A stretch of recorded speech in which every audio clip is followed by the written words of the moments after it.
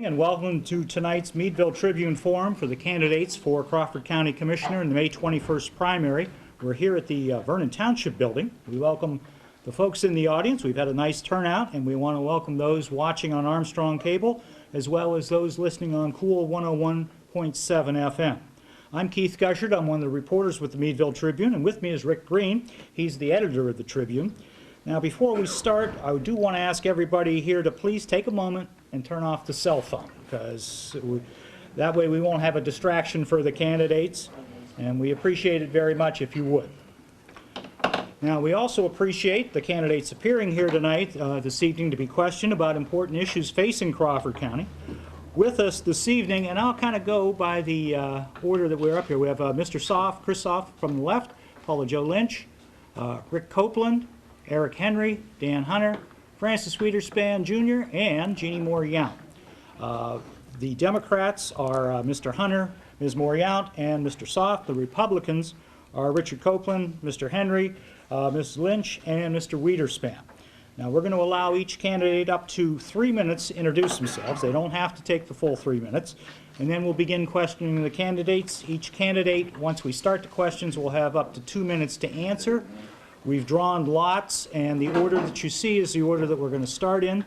And then we will, after they do their introductions, we'll start the questions with Mr. Soff and just round robin. We'll start with number one, question number two with the second candidate, but come back around to the first candidate.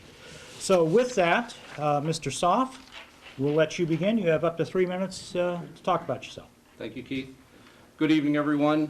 Thanks to the Meadville Tribune, of course, and Armstrong Cable and Cool 101.7 for hosting and broadcasting this evening, and a special hello and welcome to everyone listening and watching at home. My name's Christopher Soff, and I'm currently serving you as one of your county commissioners. Except for a very brief time after graduating from Penn State, I've been a lifelong resident of Crawford County. Formerly owned and operated Hunter's Newsroom in downtown Meadville. I've represented you in both local school district and city government, and I've spent my career working in the county. Currently 55 years old, I've been married to my wife Lori for almost 28 years, and our daughter Victoria is herself a young professional also living and working in Crawford County. Effective county government is about maintaining a balance between the 19 county elected officials, 650 employees, 7 unions, 88,000 residents, and the funds needed to continue to maintain the services that you want, and also the ones that we're required to provide by state and federal mandates and county code. The one thing that I've learned in my time as a commissioner is that the path between point A and point B is never easy, it's never quick, and believe me, it's never a straight line, even though we think that it should be. I approach every decision with care and respect for those who are affected by it, understanding all too well that some decisions are not popular. You elected me 4 years ago to do what is right for our entire county, and for that, I've been both grateful and humbled. It's a responsibility that I continue to take very seriously. So I thank you for the faith and confidence that you've shown in me, and I'd be honored to continue to serve you for another 4 years. Thank you. Thank you very much. Ms. Lynch? I have not prepared an official statement, and the reason is because I believe in authentic communication with people, and it doesn't come across in a written format, a written speech, the amount of caring that I have for others and the community. I'm going to take you on a little mini tour of my life. I grew up over in Stroudsburg in the Poconos. My father, Dr. Herrickle, moved across when I was in college, and he had a brain aneurysm and brain surgery. And I had one son with my late husband. I took care of my father. We came over here to take care of my father. And in that time, also, my husband died in a car accident. So I became one of the major caregivers for my father, and I started substitute teaching. My undergraduate is in elementary education, early childhood, and through the time period, I learned how I always was being moved up to management. I have some leadership skills that allow me to do so. I have the ability to connect with people. And so I became more and more interested in caregiving as a role, a possible role. So in the past, I've worked with MS. I've worked with a paraplegic. I've worked with cerebral palsy. And in that caregiving time, I realized that I really liked psychology. So I went for my master's degree. I'm going for my master's, a dual master's in art therapy and clinical counseling. And I realized that it's imperative for people to feel a connection in order to feel whole and happy in their community. And I feel a lot of times there's a disconnect in between the politician and the people of the county.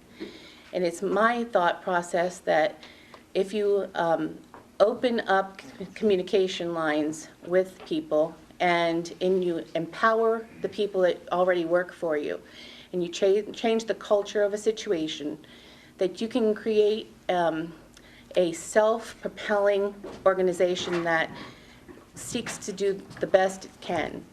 And it's been my past experience that perhaps Crawford County does not have some of the best leadership. And that's not to say anything against Chris or Francis, but there is a culture that I perceive that needs to be worked on in the county. And I feel that through being elected to the Crawford Central School Board, I'm on the French Creek Council of Governments, I'm on the IU board. I've gotten my feet wet as far as being on a board. I feel it's imperative to have a board that's a working board that can have respect. We're going to have to stop you at that point. Okay, and so that's where I'm at. Going to have to stop this, too. Okay. Mr. Copeland? My name is Rick Copeland. Thank you guys for all showing up today. I was born in Crawford County and lived in Crawford County my whole life. Graduated from Linesville High School. Been in the landscaping business for over 25, almost 30 years. I believe that basically I believe in our Constitution and what it stands for, and I think that I would like to see our government, local government, kind of follow suit and a lot of the ambitions and the liberties that our country were founded on, and that I don't know right now with a lot of leadership that, and there again, not to put these guys down, but where we're at, a lot of the communication between us, the people, are not being demonstrated to the fullest. I'm actually a farmer also, and a working man. I'm not a politician, and I just kind of got upset with the tax increase and got more involved and seen all the different things that kind of upset me with that. And so that's kind of, what brought me to the table here tonight. I'm not really fluently in speaking. As you can see, I'm just kind of an average man, but when it comes down to the end of the day, common sense is kind of where I'm shooting for. I want transformation of the county's finances. I want transparency with all the matters that we deal with, job creation and being able to create jobs that are going to help our community out here.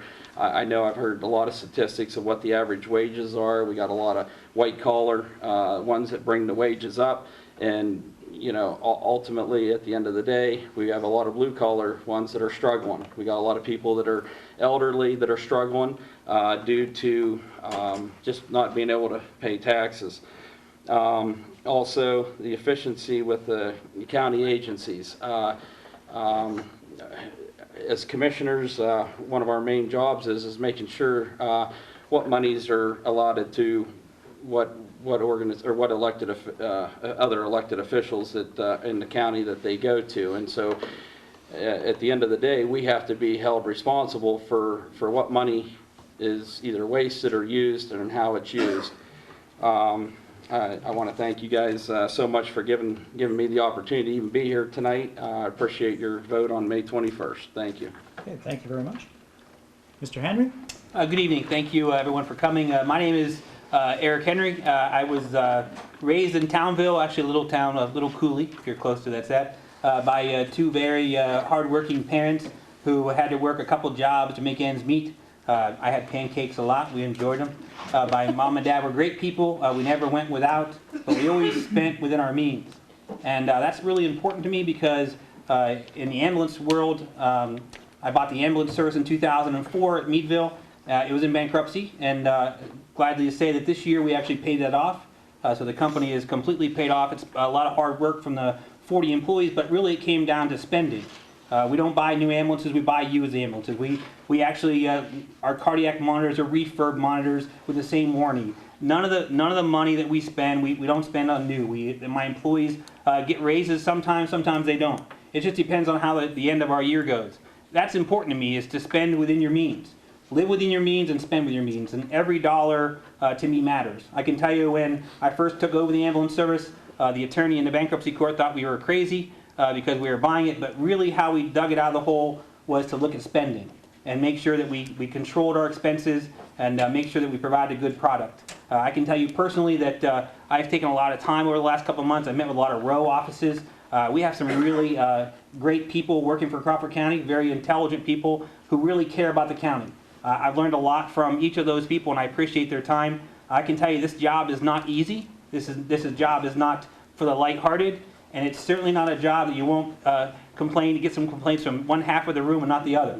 But I can tell you this, I will always work for you. I always remember who hired me if you elect me, and I'll ensure you that we will not waste spending when it comes to projects and business, and it's really important for me. I did learn something, I used to change my mind. You cannot run government like a business, but you can certainly run government with business principles, and there's a difference. The meaning is there are certain mandates you have to do. You'll hear about some of the mandates, I'm sure, tonight at some point, but you still have to do those mandates. And so to say you can run it like exactly like a business won't work, but you certainly can use business principles. I would appreciate your vote May 21st, and I thank you all for coming today. Thank you very much. Mr. Hunter? I am Dan Hunter. I'm a renter in Meadville. I have been a longtime business owner for 11 years, and I had the opportunity to sell that a couple weeks ago. So I am now on to other prospects. A couple years ago, I decided to try to do a write-in for the Meadville Council, because at that time we had been meeting people, becoming interconnected with people of Meadville, the city, listening to some things that were just not there. Gave people a place to come together, and over time those people created places and time to be with each other. And a lot of times a solution or maybe a trade-off to how their life was became a little better, and direction towards actually changing what they were thinking about. Instead of just complaining, they actually were able to do something. So after 11 years in business, I'm going to try something again, and I'll keep continuing trying. Well, I wasn't able to run in the write-in. I had to live here in 12 months, and I did not. But I had a business for 11 years, so it kind of felt like my stuff. It was my area. But really, over those years, I learned the rules. I understood the rules. Didn't have to break the rules, because there's always a way to talk about these things. You could be anybody, and I found that the government isn't as scary as what folks think. The idea of what I do, we can meet together. So we talk about those problems and then we get to kind of like relay them to the proper department. And sometimes you get a chance to talk about it, realistically change something, and then other people kind of fall into play. When it comes to money, we have to fine tooth comb everything that goes through the county, because it's only so much money. If we can pump up revenue, which we can, and there's multiple ways how. We have a beautiful room at the Crawford County Courthouse, or excuse me, there's room there too. But we do have room at the fairgrounds. And it's probably utilized to the max, but of where it's at now. The Future Farmer of America, they could probably do some more things with guidance and help from government, departments in the government. I know if I apply my energy, I know we will have a lot going on at the fairgrounds. The parking's there, it's unlimited. Housing around here, it gets kind of goofy, and it is. Sometimes it's off the tax rolls. What do we do with some of this property? So we have to look at the property to even think about county housing where there is nothing. So we have to see about the property. We have to look at each finite thing. Each neighborhood has something to say, and I'll tell you that. So as we move through and people get to talk, I get to bring that together and we get to share with everybody. And that will bring the change that I'm thinking that we all want, because it's certainly what we're all saying. Thank you. Thank you, Mr. Hunt. Mr. Readerspan? Hey, hello and thank you. ladies and gentlemen, for coming out tonight. I appreciate your I object to you concern. speaking. No, Mr. I object to you Lexitos. speaking. Mr. Lexitos. You don't have the sheriff's department here to back you Mr. up. Lexitos, you need to take a seat. I gotta say something. No, you don't, sir. I'm sorry. You know, if you've got the questions, he's got the answers already. Because you're no better than he is. You're out not of better order. than he is. He's Mr. already got the Candidate goddamn forum, I'm answers. sorry, Mr. Lexitos. Okay, I understand. I was the sheriff, I know what I gotta do. You're an SOB, you're a rat fink.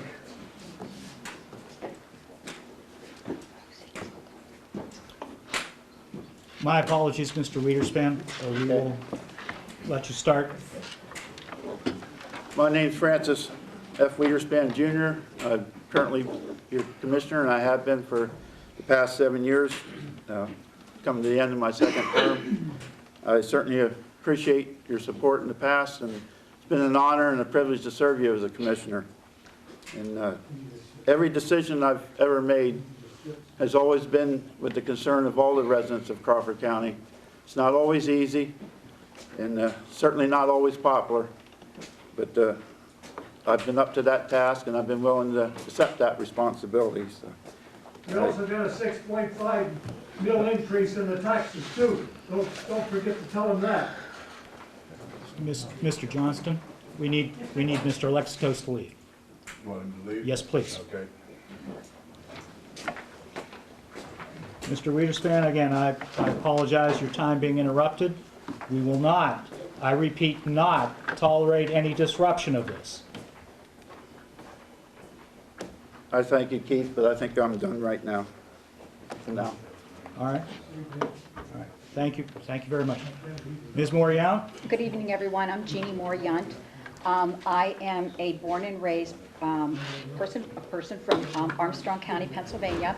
I'm a graduate of Ford City High School, and I attended Newcastle Business College, where I majored in business administration. I've spent my career as a news, marketing, media executive, and for the last 30 years, I've spent that time in management. I moved here in 1994. I've been here 25 years. My husband and I own a farm in Hayfield Township. I'm the mother of two, a daughter and a son, and I am recently a brand new grandmother. I got into this race because I was really kind of concerned with the fact that we had a 14% tax increase. Nothing has really changed in the 25 years that I've lived here. And as Chris said, I mean, sometimes things aren't as straight and narrow when you're putting things together. I've spent my entire career looking at budgets, analyzing budgets, and I've done nothing but do the exact same thing with the county budget in the last couple of months. I got into this race because I started looking at the budget, and there were more questions to me than there were answers in those numbers. I've tried my best in the last couple of weeks to get to those answers and find information about them. I applaud the people who are sitting at this table with me today for coming forward and putting themselves in the situation to be your next county commissioner. It's not an easy thing to do. You get attacked from a lot of different angles where you don't expect them to come from. But I believe everybody at this table has the best interests of this county at heart. And I look forward at some point with working with two of them to be your next county commissioner and taking all those great ideas that they're going to be talking about tonight and put together a comprehensive vision for the county going forward. And I too would appreciate your vote on May the 21st on the Democratic ticket. Thank you. All right, thank you very much. We will start the questions with Mr. Soff. And a couple of you talked about tax increases in the beginning. Mr. Soff, what can be done to increase county revenue to cover expenses without additional taxes? So the county has tried a couple, we've looked at a couple different things. We looked at a per capita increase. State legislature says we're not allowed to do that. We're currently paying $5 per person now. Can't do that. We could institute, state legislature gave us the option of a automobile registration fee, I believe. So we could do that. We could make you pay more money just to have a vehicle registered in the county. That's a way that the county could increase our revenue. How many in this room would like to pay more just to have their vehicle registered in the county? Probably not, maybe one, okay. You know, so the issue, you know, tax increases are never popular. They're never fun to do. You know, the two hardest things that I've had to do as a commissioner is let a staff member go and increase your taxes, and mine as well. I have to look you in the eye and tell you that your taxes are going up. Now, for 8 years, taxes did not increase. We all know that. And had we increased taxes, had the county increased taxes gradually in that 8-year period, you would have ended up paying more than what you're going to be paying now with the tax increase that we just instituted. You know, we poured through the budget as we do every year. And I'll tell you, in these meetings, we sit with our other elected officials. And to a person, they can tell you exactly why they need the funds that they need to serve you better.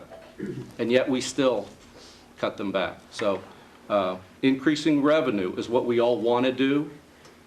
But I'll be honest with you, the options available to us in county government, very few. Thank you. Ms. Lynch? I agree, the options are limited.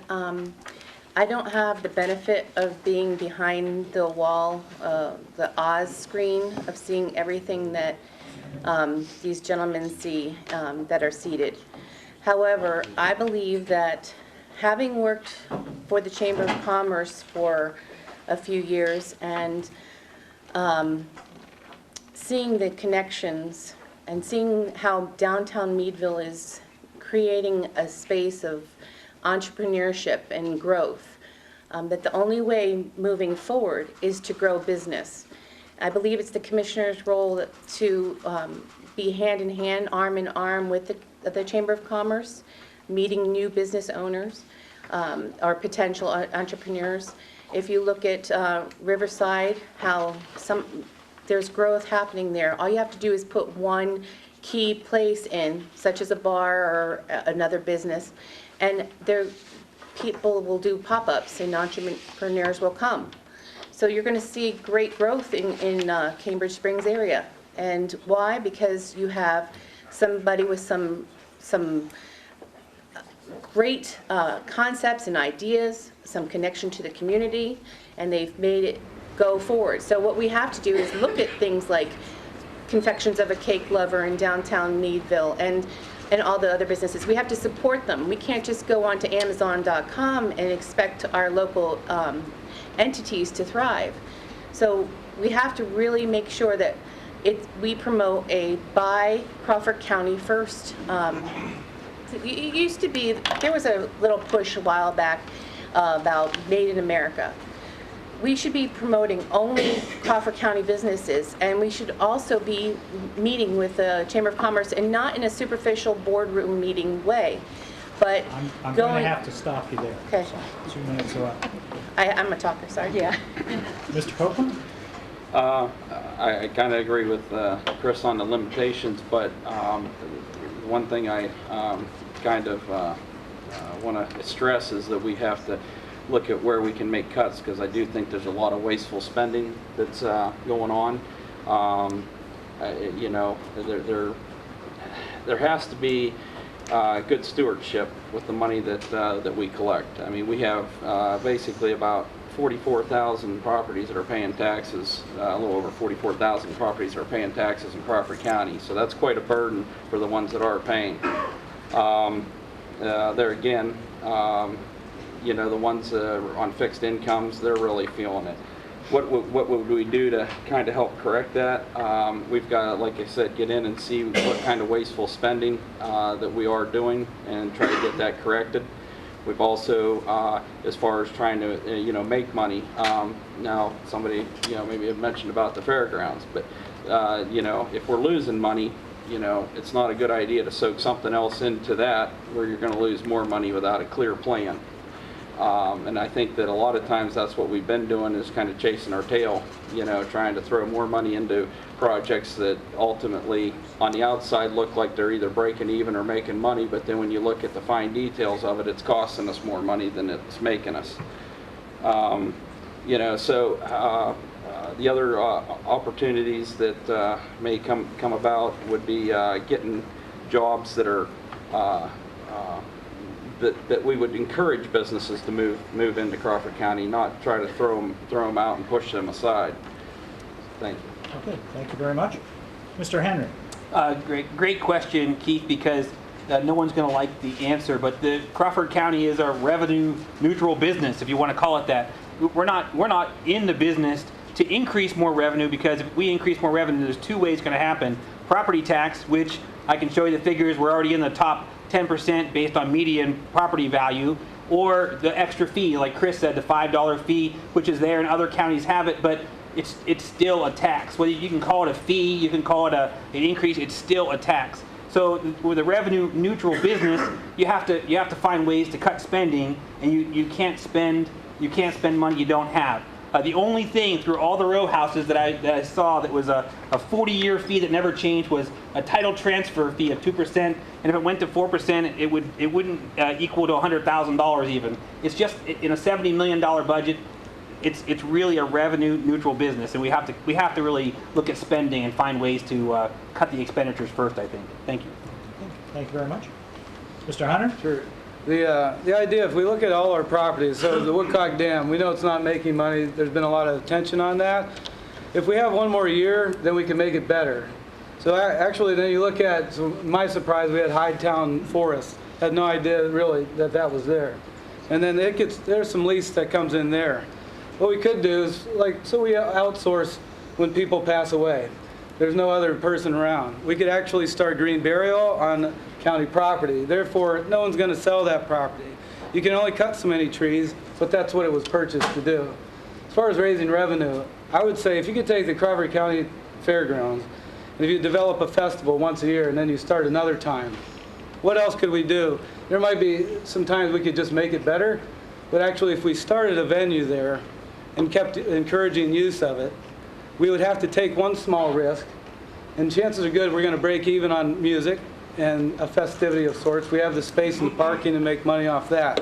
It's real quick, it's not long and extended, and the jobs from the guys that park and the females, they park for the fair, that allow another chance to have a small amount of jobs. So the money would actually come in that way. So if we're going to take that, and we look at what department is spending something on, maybe something that isn't necessary, but it still was passed and it was still okayed. Maybe you could have found that at maybe $10,000 cheaper. Each time you do that once a month, it's going to reduce that. Otherwise, we'd probably have to upgrade some fees and some of the schedules that are there. I do feel like we have to look at our county property and see what we could do with it with a minimal financial impact to the county, which it could be done. Thank you. All right. Thank you, Mr. Hunt. Mr. Wiederspan. Yeah, as it's been said earlier, there's not a lot of ways for county government to increase revenue other than said taxes or things of that nature.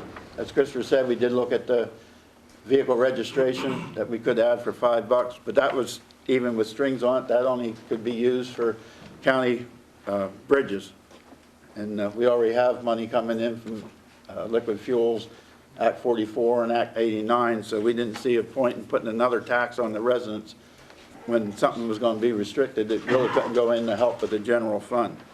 A couple things we have done to help either create jobs or keep jobs in Crawford County. We have granted several LERTAs in the time I've been in office. The most recent one has been Lord Manufacturing in Sagertown that we granted a LERTA to for them to encourage to expand there, as did the school district in the borough of Sagertown. And those kind of things are the things that county government can do to help in encouraging jobs and encouraging business. But and we also work with our Economic Development Agency. The Economic Progress Alliance here in Meadville is a designated economic driver for the county. And then you've also got, Titusville has their own economic development that works over in that area. So working with those kind of entities is what we can do to help create jobs, and which in turn brings in revenue and keeps people here instead of moving away. So that's about my thoughts on how we can do that. Thank you very much. Jeannie? I'm not a politician. I am a businesswoman with a background in marketing, sales, and financial, in giving financial information. What I found in this budget, there's a couple of things that I found, okay? And I agree with Dan. I think that we are underutilizing the Crawford County Fairgrounds. What I found in the budget process, or looking at the budget, was that in 2018, we had $134,000 in revenue that came in from the fairgrounds.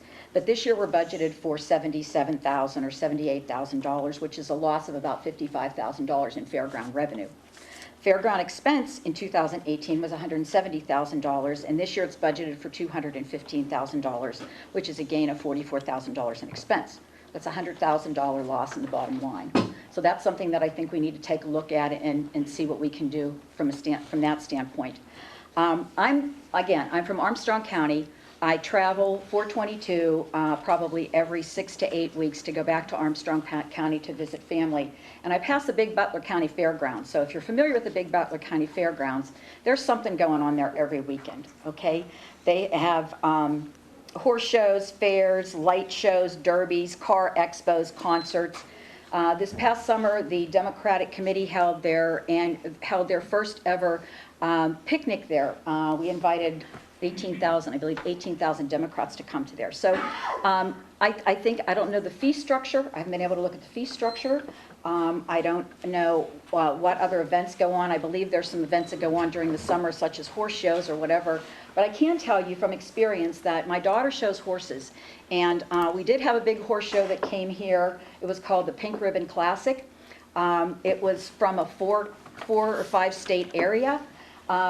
Big money show horses came in from all over the area. We're going to have to cut you Okay. off with that. Thank you, Keith. All right, thank you. Our next question will come from Rick Green, and we'll start with Ms. Lynch.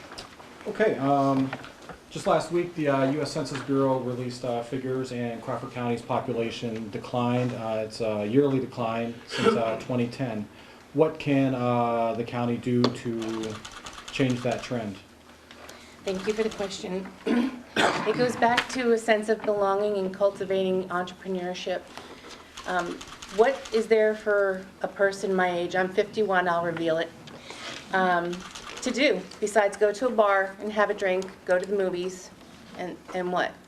Nothing. We need to cultivate a sense of belonging in a way that the brain drain doesn't happen. We have heard for years and years about brain drain. You put your money into your child, you put the community into your child, and then the child goes to college, gets a little bit of freedom, gets a little bit of knowledge, and moves away. And everything that you've put into them that whole time is lost. So what is there for a young 22-year-old with a lot of school debt coming out to do? So what is that, the answer to that question? Nothing is right off the top of our heads. So what we have to do is go back again to allowing them to be an entrepreneur. We have so much to offer. As far as safety, I don't have to worry about somebody robbing me in the middle of the night. I don't have to worry about how my children are walking from point A to point B. We were in a Pittsburgh magazine as one of the top-rated places, a hidden gem. Why aren't we cultivating this?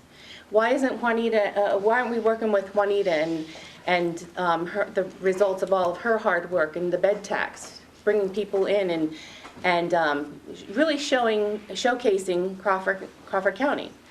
All you hear about is the fish rise, the fish fee rise, but I don't ever hear anybody talk about how good the fishing is. That's because we're not cultivating the network to let people know what's going on in Crawford County. I'm sorry, Ms. Lynch, we have to cut you off. Sorry, I get.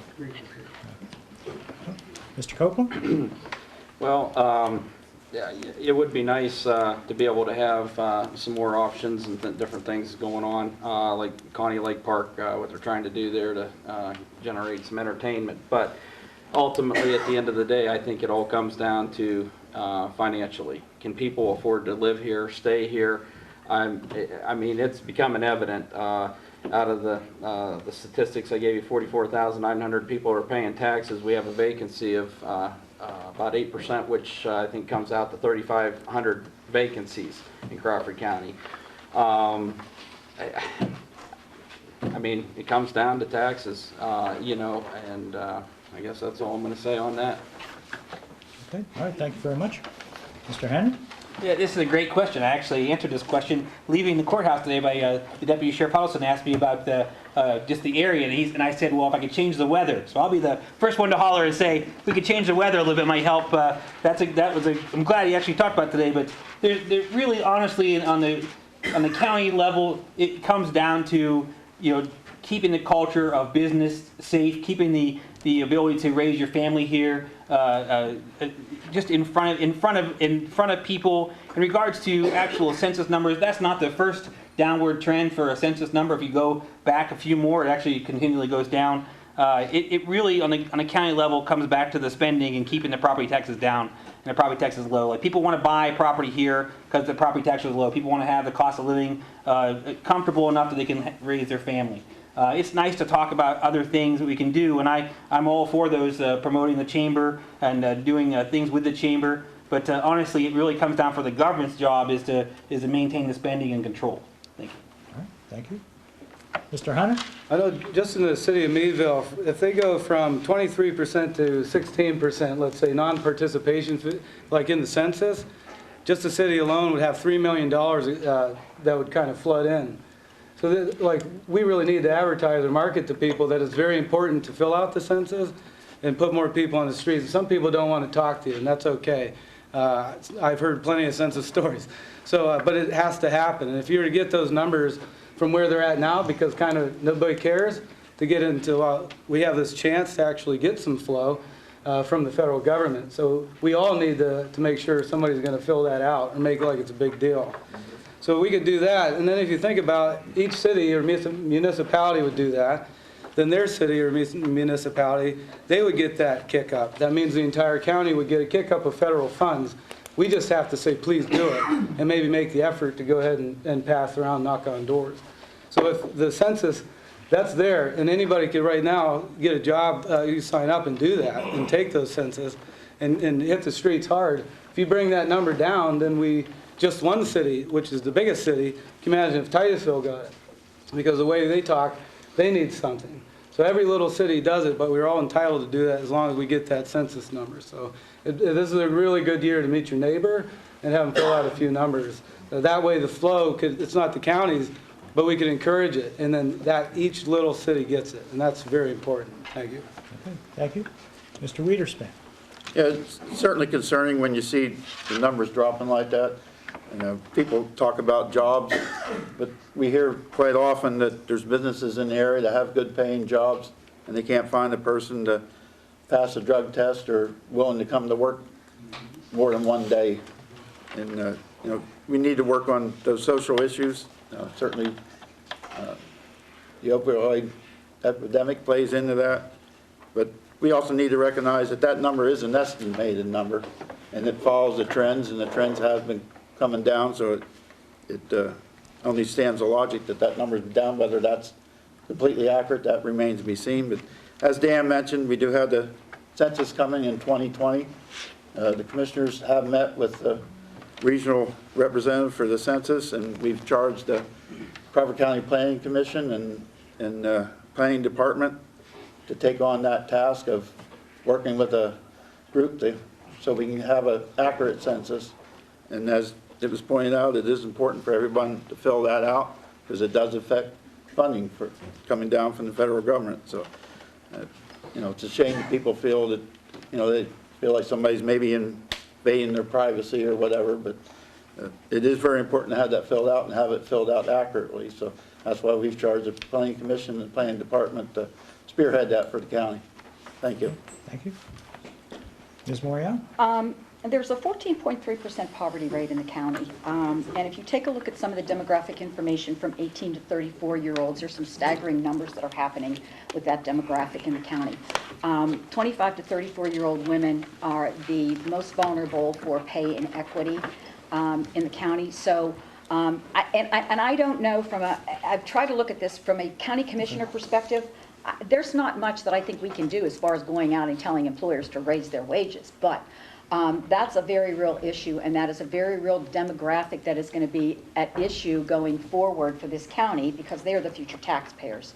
So that's something that I think we need to take a look at. That's all I have. Okay, all right, thank you very much. Mr. Saab? Thank you. You know, let's remember the census figures that were just put out are just estimates based on trends that have occurred in the past. And while we very well may lose population, you know, again, another plug for the census coming next year, that there are $900 billion, the federal level, are at stake with this census. You know, you can fill out the form online. It's 10 easy questions. You don't have to have people knocking on your door. So it's going to be a much easier and more streamlined process. And we also have to understand that Crawford County is like 45 or more other counties in Pennsylvania. We're not alone in the fact that people are moving out of our county. Sure, we'd like them to stay. We've got jobs, folks. I can tell you 700 jobs right now. Are they the old manufacturing jobs of Talon and Avtex? No, but Accutech and Prism and Greenleaf and Meadville Medical Center and C&J. These are good paying jobs. What they can't find is what's been mentioned, is people who want to show up for work. And that's hard for us to believe. But it's true. And we can't find people who can pass a drug test. So do I want to bring a new business in here? I'd rather bring people in here who want to work, who can buy the houses, who shop in our stores, who eat at our restaurants. So I don't know that you want your government to create jobs and create business. I think what we need to do is recognize where we can help and recognize where we can't and get the heck out of the way. Thank you very much. Okay, just to follow up on that, we'll start this round of questionings with Mr. Copeland. You know, if the population continues to decline, that's likely fewer taxpayers. How can the commissioners keep from implementing more and more taxes to maintain government services if the population continues to fall? Good question. I'd like to open that up to the public here. I mean, that's a good question. That's why, like I said, I'm not a politician. I'd much rather be working out doing what I'm comfortable doing, but I'm trying to get in here to see if I can make a difference and change this stuff around and make cuts and get our you know, county financially where it should be. Because if we don't, then it's inevitable.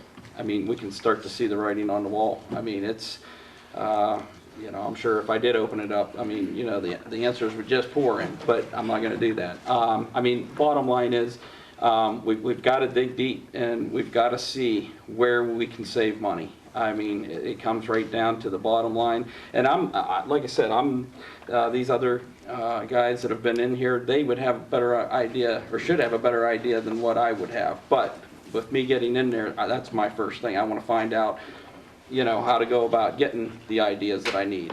And a lot of it, I think, starts with the elected officials and just figuring out, you know, where everybody's budget's at. Are we working efficiently? All those types of ideas. Thank you. Thank you. Mr. Henry? That's an excellent question. It's a simple answer for me, though. What happens in your household when you can't afford what you're doing because of a layoff or an injury or an illness? You have to make it work, right? And we all make it work. Everybody in this room's had to make it work one time or another in your life. My parents had to make it work. I've had to make it work. You guys all have gone to situations that made it tough for you to pay your bills. And what you do is you sit down with your spouse and you say, okay, you know, in my wife's case, it's one less donkey that she buys or whatever, but a lot of people, it's about what they can afford and what they can't afford. You know, can you buy another car? Can you make yours last a little bit longer? Can you stick with what you have? And in the end, I know the estimate for the census, it is an estimate, but I think I would put some money on the fact that it's going to go down. And I think it's important that the government adjusts to that based on that. We have less people here, which erodes the tax base, and the rest of us that are here don't want to pay more taxes to make that balance. We really have to live within our means and spend the necessities that we have to. Thank you. Okay, thank you. Mr. Hunter? Yeah, we definitely have to stop how we operate. So it's 20 years ago, it was probably good and flow was better, let's say. So now, as that goes down, in my opinion, there's plenty enough time to stop that just by hosting things and just by making it okay. So we do have the Visitors Bureau. How do we get them a little bit more out there? How do we get that in? But I don't know. That's what they're going to be paid for, and maybe that's what we need to focus on. When they go down, we can't buy a brand new something because the old one might be broke. So maybe we need to fix that. That would be my best opinion, because I've seen numbers and then heard stuff. Of course, it just flows like as if nothing ever happened. And the raising of taxes, that has to happen. It's like one of the only things they get to do, or we would get to do. But it's not. There's definitely you could create a few things and just try it. It's basically you're making a poster sometimes. We have to sell ourselves, and it needs to be way quicker than what we're doing. And if we operate and don't think like people are mostly asking for food most of the time, we can jack it up. But some people there's a lot of renters in one spot, in one area. We have to look at that. Where are the landlords? Why do they have to pay all that? Why do trailer courts, barely folks can be making the payment, and now their rent goes up? So they're already at a pretty locked in spot. And that's when you're going to be worried about what they're worried about, and then they'll just stop doing their life. They'll just do what they need to. But meanwhile, it went up for them, and that basically cut out all their, not fund money, but life money. Thank you. Mr. Wiederspan? Well, I think county government, as we have done in the past, has to continue to monitor the budget every year when it's presented. Since I've been in office, we've sat down with every department, every elected official, and gone through their budget pretty much line item to line item, and worked with them to try to make cuts where they can, and ask them to justify their expenses. And this year, to help balance the budget, we didn't allow any purchase of new vehicles, and we made some cuts ourselves afterwards. Commissioner Soft went through it line by line and made a few more cuts to get it down. But it was brought to our attention, Woodcock Lake Park. The county costs about $65,000 a year on average to run that park. It's certainly a blessing to the county, and many people do enjoy the camping out there and walk in the park. And because of that, we've had some conversation with the Army Corps, and they've been listening, been reading the paper and seeing the concern that people have, and they're supposed to get back to us this month with some ideas that maybe they can help offset that deficit. At the fairgrounds, we have a tractor pull that's going to be there in June. We've had some other interest on possible some concerts, if not this year, maybe next year, that off from fair time. And of course, there's other events up there, and each year it seems to pick up more and more all the time. And then, of course, the timber at the county forest. But those are the kind of things we can help to offset the cost of county government, but just keep an eye on spending is a large part of that. Thank you. Okay, thank you very much. Ms. Morial? I'm going to watch your yellow and red signs over there this time. Families and businesses are expected to meet budgets and to pay their bills or whatever, and county government should be no different. We need to take a scalpel to the expense budget in this county, to be very honest with you. I went through this again like I did or whatever, and the materials and supplies budget are accounted for 60 times. There's 60 line items in this budget that account for $1.786 million, and in 2018 that expense was $1.6 million, okay? So that's an increase of $180,000 in this budget for materials and supplies, or an 11% increase. So those are the kinds of things that I would get back to zero-based budgeting, okay?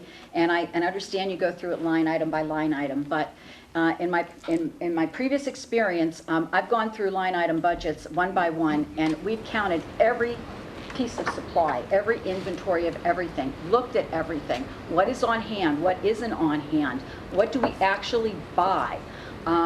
And those are the kinds of things that we need to do. I took a budget process one year in one market, and it took us 2 months from 9 o'clock in the morning until 9 o'clock at night, 6 days a week to go through budgets and do those kinds of things. But it's necessary to do those things. This budget needs to have a serious scalpel taken to it from the expense side. That's where I would start. Thank you. Mr. Saw? Before I answer that, I just want to give an acknowledgement to the Crawford County Convention Visitors Bureau, because they're taking a little bit of a hit tonight. I'm telling you, this group works tirelessly with funds that they get to promote Crawford County, and print literature and rack cards and social media and everything. So I just want to make sure everybody knows that group does promote the county very, very vigorously. So budgetarily, I wish you had the opportunity to sit in these budget meetings with us, because you would have a sense of sitting with the other elected officials and department heads and going through that process. And we question all of these line items, and they explain to us why they need certain things. Some are guesstimates, and we understand that. But they have responsibilities to you that they need funds in order to do that. So sure, we can whack that budget, and I would ask them, what services don't you want? What services are you willing to go without? Do you want us to prosecute fewer folks who break the law? Do you want us to not provide an avenue for your hunting and fishing licenses? That can all be done online, but we continue to allow availability to have that done with folks in the courthouse. Do you want fewer services for those who are most vulnerable in our community, our children and youth? We can do all those things. We can cut services drastically. But understand that every cut affects you, so we have to be aware of that. Thank you. Ms. Lynch? I want to clarify something I said about the Crawford County Convention and Visitors Bureau. It's not a matter of me attacking Juanita and her people. It's a matter of me empowering them and letting them get more of a word out and better word out. And I understand that they do a great job. I used to do their accounting at the Chamber of Commerce and at the Tourism Department. I see what she does, and she's an excellent worker, and so are they. And they do a great job on Facebook. I'm saying, I think we need to expand that, to promote tourism in the root of it. And also, I noticed some things through my career, and the number one problem anywhere I've ever worked has always been personnel. And it's not just personnel itself. It's all the items that come along with it, and it's definitely the pensions. In the school board, we looked at alternative ways of working with the pension so that the newcomers, the new hires, are not attaching on to the old systems of pensions. So we have to look at pensions, because across the board, you'll look at in school districts, everywhere, that's the problem. However, we want everybody to have that nest egg to be able to rely on. We need to look at different modes of ensuring that our elderly population are taken care of through helping them find alternate ways that are not necessarily the old ways of doing pensions. So I applaud Crawford County Convention and Visitors Bureau, and I would like to see them expand their network. I'm not trying to harm them. Thank you. Thank you. Mr. Henry, we'll begin with you. This question, if you're elected, will you quit your current job and be commissioner full-time? That's a great question. If I'm elected, I absolutely would remove myself from my job. My wife is the business manager of the ambulance service, but I'm actually right now in the process of looking at hiring a supervisor to handle the day-to-day operations, which is what I do most every day. I got to tell you, I don't run as many calls as I used to. In the beginning of the business, I ran a lot of calls, but it's been a little more sporadic, which is good. As we get older, that's good. So I absolutely, it really is, I know it's termed a part-time job, but I think the folks here on this table who are commissioners and have done this will tell you that it is absolutely a full-time job. If you do not commit to Crawford County, then you're probably going to fall short on the expectations that people want from you. Thank you. Mr. Hunter? Well, somehow the universe allowed it for me not to quit, but to move on in a way that you do if you work a business for a long time. Since then, I've been doing a couple of small things and also things that I could, because I have 3 children, so ultimately I can't just not do anything until I see what happens. But as we build, and I've started a few projects, we move on, the commissioners would be absolutely everything, every spare moment of the day. And then when Titusville office hours open, then I would dedicate myself one day to at least Titusville. And as a monthly, you could move around the entire county, because I'm sure there's space that any of us could use. Gazebos, daytime, whatever. So I didn't get a chance to quit it. After 11, I didn't want to quit it, but it all works out for reasons. So now I can start again. But that also gave me a way to understand how I can manage my entire day now and dedicate it to Crawford County, which there's a lot of what they're talking about, budget time and meetings. It doesn't sound that fun, but that's needs to be done, and then to work with people and understand where they're coming from. That's the extra time. So that's what I anticipate, and I anticipate to start other stuff too, so to make sure I'm free for that, which I am, which is good. Thank you. Thank you. Mr. Wiederspan? Yeah, I have been since the first time I was elected. I was a dairy farmer at the time. I sold the milk cows a week after the November election, and I've been a full-time commissioner ever since. And I would continue to do that if I was elected again. It's certainly a full-time job. As it's been said, it is only listed as part-time, but it certainly is not that, as is any of the other row offices. They're listed as part-time, but they aren't either. They're also full-time, and I would be committed to continue as I have in the past 7+ years. Thank you. Thank you. My answer is simple, yes. Don't want to expand, that's fine. You know, Your prerogative. yes. Time for more questions. Yeah. Mr. Saul? I would just say I'd rather not quit my job, but that's kind of up to you folks. I mean, you're the deciding factors in that. No, I mean, you know, irrespective of how the position is listed as part-time, to effectively serve you all, I know this Board of Commissioners has made a commitment that it is full-time for us. A lot of things going on, and it's important for the county that we're there and available to you all the time. So I would just continue, and if given the opportunity, continue in that way.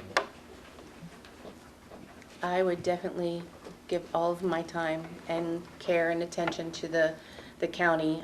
It definitely is more than a full-time. I see how the night time rolls on from the afternoon, from the morning. I think that it would be imperative to be in touch, just not just with the department heads, but with the public in entirety. All right, thank you. Mr. Copeland? Well, I'm sure my daughter's out in the audience here tonight, and she can confirm that I am probably considered part-time already with the business. But no, seriously, I know that it is a full-time, even though it is classified as part-time, just because, you know, there again, I'm not in politics. It's going to be a learning curve for me. I am aware of that, and I am dedicated to, you know, making this change. So to answer your question, yes, I would take care of it as a full-time job. Okay. All right, thank you. Our next question, Rick will ask, and we'll start with Mr. Hunt. Some of the county's elected officials agreed to freeze their wages for 2019 at the 2018 levels. The commissioners were one of them. While other offices accepted the 2019 pay level. If you're elected, will you ask those elected officials to freeze their salaries for 2020, and will you freeze your own commissioner salary? Yes, and yes, because it has to happen in order to kind of continue to function and dig ourselves out from wherever it might be. I think from the people's perspective, it's a lot of money for what they would consider nothing, which is everything. So yeah, I would love to freeze it. And I think other people that have one of those good paying jobs in this area, it would probably be acceptable to stay where it's at. I think that would be an easy thing to ask, and it would be pretty, you'd have to consider it if it's going to devastate someone's family. But if they're freezing it this year, then we would have to continue to do that for a number of years to figure that out. Yes. Thank you. Mr. Wiederspan? Yeah, I would certainly be willing to freeze my wages if I was elected again, and, you know, it would have to be up to the individual elected officials, but as we did this time, we asked them if they would consider that. And I would certainly be willing to do that again. But along with freezing the wages, the commissioners haven't for a long time taken any mileage, and I would continue not to do that. I have taken some mileage in the past, but only on occasion when it was out of the county at a long distance, but I haven't done that in about 3 years, taken any mileage, and I would continue to do that. I think for what the commissioners earn in the wages, that we can certainly afford to pay our own mileage, and whether it's a meeting in the county or out of the county, I would continue to do that, and I don't take anything for meals as well. That all helps to keep the costs down. Thank you. Thank you. Ms. Moriarty? Yes. I think too, I think if I understand this correctly, you can take a pay freeze in 2019, but when 2020 rolls around, that pay increase automatically kicks in. So you really don't get the pay wage freeze. I would advocate that if I were county commissioner, I would freeze my wages to whatever level it is at this particular time for the time that I was in office, and I would maintain that that would be the wage I would ask for. Thank you. Mr. Saab? You know, of course I would consider it. And as for the other elected officials, we proposed the idea to them, and that's all that really we felt we should do, because everybody has different circumstances. You know, we had even looked at the option, wish we had the option, when elected officials, all elected officials' salaries have to be set, that we could freeze the commissioner's salary but still provide increases for the other elected officials. State law does not allow us to do that. It has to be a percentage. It has to be the same percentage across the board. So, you know, we're bound by regulations in that regard. But there's one thing I know, and that is that you will make sure that we earn every penny of whatever it is that we get paid. So that's reminded to me all the time. So. Thank you. Ms. Lynch? I agree with Jeannie in that I would not only just okay that for 1 year, but for the entire term. Also, I think that is good leadership. So in doing that yourself, you take the knee and you ask your department heads to do the same. They're more likely to do that. And I also know that, Chris, you mentioned that it's a state law, and so you can't just decide what to do. You have to follow law and regulation. But I would like to sit with the department heads in entirety, in whole, and discuss how we can do that with our solicitor. Thank you. Okay, thank you. Mr. Coke? Absolutely, freezing our wages, but I think it should be across the board for all elected officials and ourselves as well. Again, I think it makes a bold statement by us doing it for ourselves, but in the big picture of it, we need everybody to work together. I mean, the head of each department's got to say, hey, listen, you know, we're all in here for the big picture, and that's to make Crawford County great again.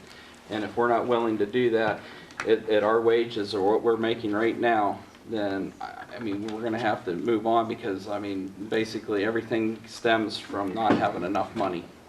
And, you know, if we don't have enough money, then we need to do something about it. And that includes sometimes taking a pay cut of work, or, you know, having something where, you know, you're paying a portion of your insurance.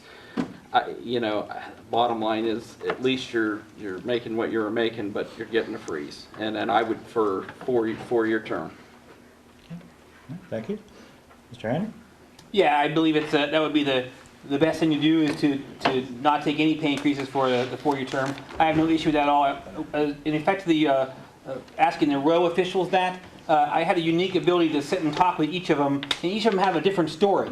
And if you look at how county government is, I'm not their boss. I can certainly make a suggestion to them, and we work on the budget, but just so everyone knows, the other elected officials are leaders in their own department, and they do a wonderful job. And after listening to some of them, and after talking to some about the wage increase or staying the same, I can understand why they may not take it. But that's actually a decision they should make and not something to be pressured from myself as a commissioner. Thank you. All right, thank you very much. The next question will begin with Mr. Wiederspan. There's a lot of tax-exempt property in a lot of our smaller community. Well, Meadville is the largest community in the county, but there's a lot of tax-exempt property. But it seems to be concentrated in the boroughs and the cities because that's where the schools are, the churches are, medical facilities, and so forth. But still, even in the county, we've got a growing tax-exempt property level. About 12 years ago, it was just under 5%. It was at 4.9. Right now, it's up to 5.4%. Now, that's not the assessed value. That's just the amount of tax-exempt property. Mr. Wiederspan, what should the county do to try to stem this tide, and how? Well, following tax exempt, you have to follow what the law is. You know, you can't deny if they meet all the criteria. The commissioners serve on the Assessment Appeals Board, and anytime a property changes hands, even if it's a church to a church, for example, the new church has to come in and apply for tax exempt status. But the one thing we could do is maybe go to some of those larger tax exempt entities and ask for maybe a payment in lieu of taxes to help with the burden. And that's something we should maybe consider, going to those entities and see if they could do something. The county does provide the 911 service, and perhaps use that as asking them if they'd be willing to contribute some toward the support of that. So, thank you. Okay, thank you. I'm just going to be as candid as I can be. I don't know. I've done a lot of analysis and looking at a lot of things, and that's just an area that I don't have enough information on to give you some feedback on. All I can say is that I would look it up and take a look at it or whatever, but I don't know what can be done in that area. So I'm not going to even attempt to make an answer with it. Okay? All right, thank you. Mr. Saab? Well, you know, all the tax-exempt entities provide a service for the municipalities and for the county, and that's why they've been granted that tax-exempt status by our Commonwealth. And as Francis mentioned, you know, there's a set of standards that the commissioners who serve on the Board of Assessment Revision, if that entity meets those state standards, then our hands are tied. You know, so if we want to effectuate some change, I would ask that we do something at the state level and see if every entity, irrespective of your tax status, pays something. When I was with the city of Meadville, we instituted the stormwater management fee so that every entity in the city pays that, because every entity in the city receives a benefit and produces stormwater. Had the city only raised taxes, then of course only 55% of the city would have realized that increase. You know, instituting something like that would allow every entity in a municipality to pay something because they enjoy the services that municipality or county provides, I think would go a long way to help. Okay, thank you. Ms. Lynch? I agree with Chris in that it would be, and I believe Francis mentioned it too, a set fee for nonprofits and non-taxable entities to be able to contribute to the community that they serve. And I also agree that these are services for people, and our people need them because of the poverty level. I have personally taken part in some of the services due to my life circumstances in the past 10 years. So I know what it's like to need help. And so we want those nets there for our people. We want them to have a sense of being cultivated and cared for. And in that way, we need to allow them to have the ability to serve their people by not being taxed. All right, thank you. Mr. Copeland? Yes. You know, obviously, I do feel that you know, the churches and the communities and different things like that. My feeling is, unless they are renting a house, something for profit, I do, even with the colleges, I mean, you don't get to go there for free. You know what I mean? They do charge you to go there. I do feel that there should be a percentage of those taxes. Maybe they could get a discount because they're offering education, whatever. But the burden would be, slightly taken off if we were able to institute some kind of a medium between that. But in the same way with churches, if the churches have like a, parsonage or a church, that's fine. But if they start renting additional houses out and different things like that, I feel that they should be back on the tax roll at that point. All right, thank you. Mr. Henry? So when I decided to run for commissioner, I looked up the PA County Code and I read it, and it's a tough read sometimes. There's some revisions. And nowhere in the revision of the county code is the definition of what a commissioner does. It's also the definition of what a sheriff does, what a pathonetary does, what different row officers do. And in the county commissioners section, it's very clear, cut, and defined. We don't have the ability to change the law as it comes to nonprofits or tax-exempt property. I do agree with Francis. A pilot is more of a suggestion if someone wants to donate. I know, serving on the Y board, the Y has given a pilot fee to the city of Meadville. We realized at the Y that we needed police protection and fire protection, and it was something that they did of their own free will. And I think it's a good idea to ask that, and if they would want to donate to you, that would be good. So it'd be about the same kind of answer with the pilot program. So, Mr. Hunter? With the amount of municipalities, it has to probably boil down to that, and each city would have to try to cover something like that. I think there's people talking about multi-municipalities, and I don't think anyone wants to talk about that yet. But those are some things that are out there as far as fire protection. But if you can stormwater tax something, I think the larger you are and the facility you are, you're probably generating something you could pay a fee for emergency services. Although on a county-wide level, if we're doing 911, it is being paid for, but it's there. So I don't really think the smaller nonprofits throughout town providing, they should have to look at it and see about it. But I bet you we could talk about a solution or a trade-off there. But I think each municipality would have to focus in on how they want to run a fee to a nonprofit. All right, thank you. Our next question comes from Rick Green. We'll start with Ms. Young. The current Board of Commissioners has proposed getting out of the county's lease agreement with the U.S. Army Corps for Woodcock Lake Park after this camping season. Should the county do that, and why? And if it's to remain open, how would you offset the estimated $65,000 annual loss the county incurs? Yes, I'd get out of it. From what I understand, there is some discussions going on.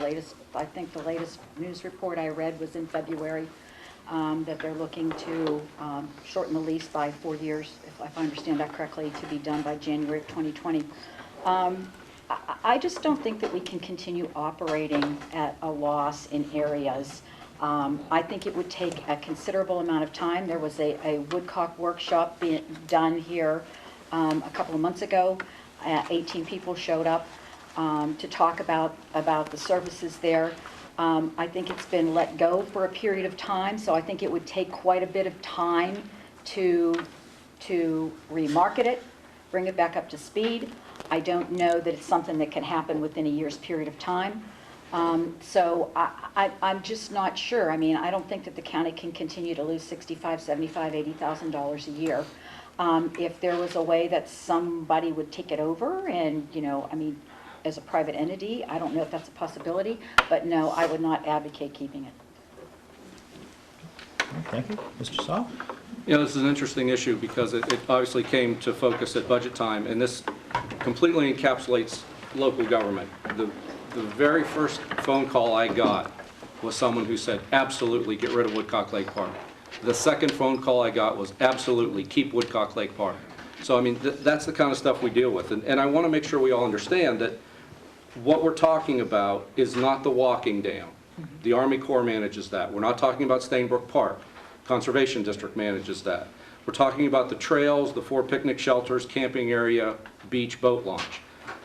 In 2012, there was a peer-to-peer study by the U.S. Army Corps of Engineers that commended Crawford County for excellently running that park and only losing $45,000 a year.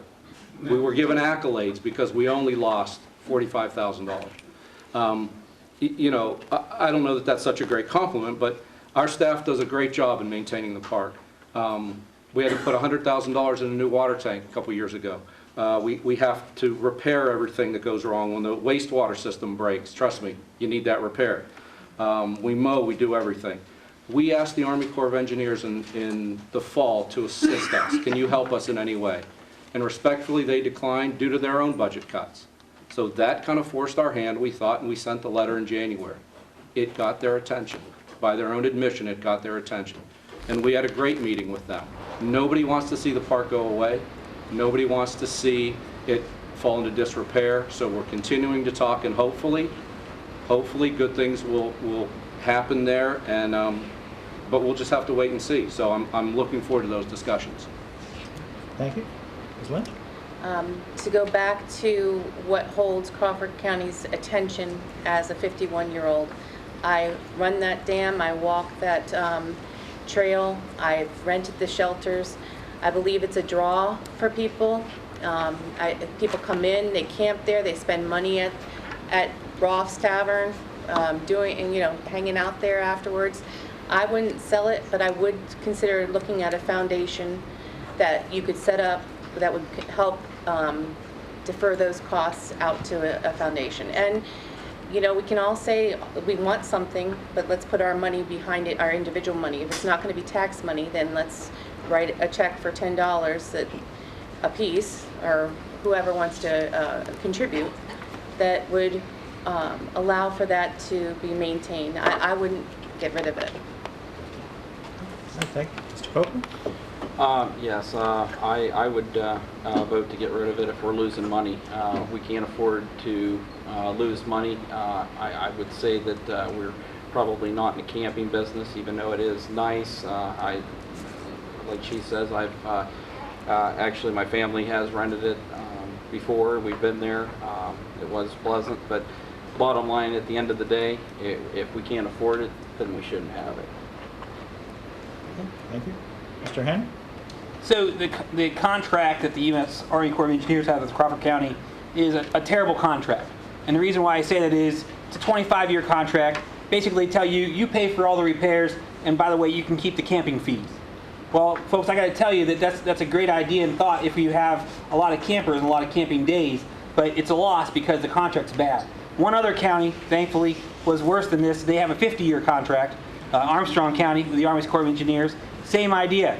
What I would say is, and I have to applaud Chris and Francis because they actually reached out to the federal government and asked for some help with this. Renegotiate the contract.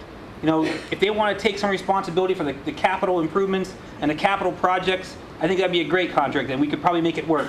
But if you stay in the same way we're going for another contract or another extension, and I heard this today that a lot of people don't know that the septic actually is pumped underneath Woodcock Lake. And the pumps on each side are very expensive. And if either pumps fail, which they probably will eventually fail, then we're on the hook for that. And so the contract itself is bad. And I always tell people, well, I don't know if the Army Corps of Engineers like to do camping or not. I want you to Google search U.S. Army Corps of Engineers camping. And you'll find plenty of campgrounds that are not owned by or managed by counties. Thank you. Yeah, from the Woodcock Dam workshop, there were people, so regular campers came, and we sort of got to hear about the goose leavings on the beach. We got to hear about no shower curtain. We got to hear about what people were using it and how they used it with their families. They're going back. Typically, things just aren't okay. So if you have a nasty bathroom, chances are good you're not going to go back if it's repetitively nasty. It's just not going to happen. My opinion, and what I would hope to do, is to talk the Army Corps into taking that over. They can run the campground. They don't really need to operate and make money off of it to repair any pumps. They'll just be in their budget. So every fee they take goes right into the federal, their budget, and that's the end of it. So they don't really have much to worry about. We have thousands and thousands of dollars to worry about, just so, because when the pump goes, it's going to go. So it is going to be thousands of dollars for something that we can't afford. So I love the place. I love using it, and there is a disc golf course there. You should all try it. But the beauty of it is, we could still use it. I would hope that they would consider continuing that. I don't think they're just going to let the grass grow, but the pavement needs redone. Everything needs redone. You want to put new shingles, we could probably get volunteers to do that easily. Those are some finite, and then programming from that Woodcock workshop. People are willing to give up some time, and maybe what we could do to put people there to sell just things for their church, their agency, or whatever it might be. So we could do some stuff. It's probably a little too late because it's such a huge amount of money, or a burden to handle. And I don't think we need to do that, but it should be there to continue to enjoy, I'm sure, for decades to come. Thank you. Mr. Witherspoon? Yeah, as Christopher mentioned, we have met with the Army Corps. We met with them, I believe it was early in April, and they're supposed to come back to us in May with some ideas. We pretty much told them, you know, we got to have some help with the cost of running the park with the infrastructure. It's one thing to take care of the restrooms and clean the beach and mow the grass, but it's something else when you've got a blacktop that's 40 plus years old that's in dire need of repair. And as was mentioned, the water tank that we had to replace a couple years ago, we asked the Army Corps if they would help with us with that cost. It was over $90,000, and the answer was sorry, but no. And unless we can change it with some support from them to take care of the infrastructure, I don't see how the county continue to operate that with our budget. We even looked at maybe possibly charging a fee just from camping season, Memorial Day to Labor Day, maybe a couple bucks a car to come in, or maybe $5 to launch a boat. But when we looked into it further, we can't charge that fee because a few years ago we put a playground in there. It was done with a grant, and the specifications of that grant is that playground has to be available at all times at no charge for the public. So we can't even charge a fee of a couple bucks, with some people at the workshop that was held back in, I think it was in February, thought that was a viable option, and we're willing to do that, but we can't because of that playground. So I think we are hopeful that the Army Corps is going to come back with something, depending on what that offer is from them to help cover the cost. Will determine whether we can continue with that lease or we execute the option that we were out of it at January 1 of 2020. Thank you, Mr. Witherspoon. Our next question, we'll begin with Mr. Soff.